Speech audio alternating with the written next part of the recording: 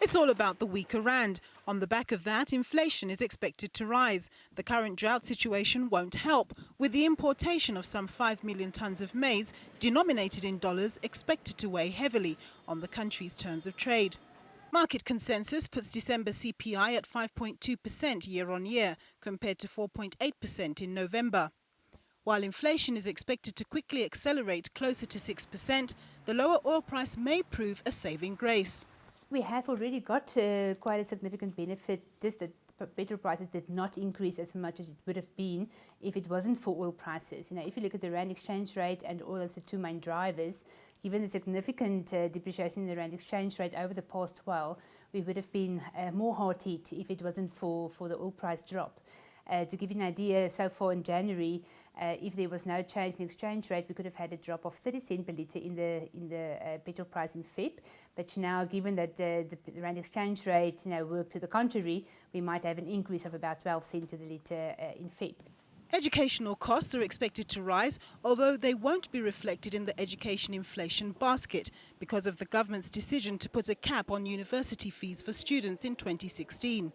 If we incorporate the 0% increase for tertiary education in 2016, the actual annual increase for education CPI would drop to about 6% compared to last year's 9%. So in 2016, it will have a positive impact on our CPI calculations, given that you compare to a high base last year. However, cost increases will continue, especially given the effect of the rand exchange rate on importation of books and technology, but also wages of lecturers will increase like normal. Administered prices like water and electricity will increase for institutions like normal. So there will be quite significant cost increases in the background, although it will not be reflected in the CPI because it's now charged to the students. Next week, the Reserve Bank, often caught between a rock and a hard place, will have to make a call on rates. This in a context of snail-pace economic growth and inflation expectations lurching forward on the weaker rand. Given the significant depreciation of the rand since December, we're talking about 16–17% in a month's time.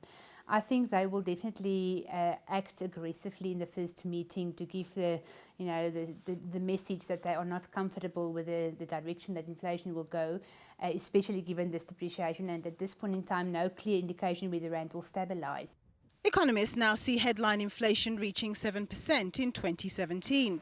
While mindful of growth, the Reserve Bank has been upping interest rates with nicely does it 25 basis points increases. The expectation now is that a 50 basis point increase will be the order of the day.